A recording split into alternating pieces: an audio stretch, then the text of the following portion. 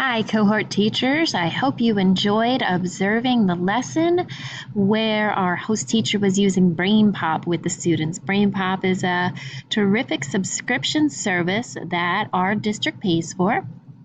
You should have a login from your school librarian.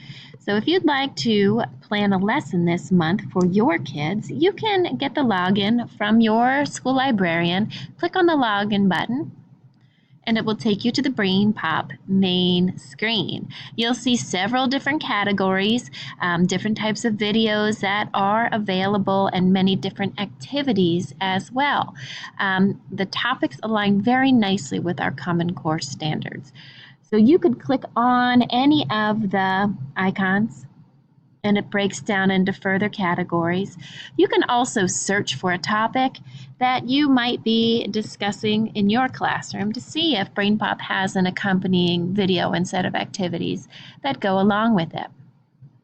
When you click on the subject, it will bring you to the movie, which are always very well done and the students seem to enjoy them. There is a quiz component where you can do a review quiz that gives the students the correct answer, or a graded quiz. And there are also other things like challenges, make a map, making movies, Newsella related articles that go with your topic. So we're hoping this month you'll take some time to explore Brainpop. See if you can find some content within the scope of the resource that matches your classroom curriculum and try to use it with your students.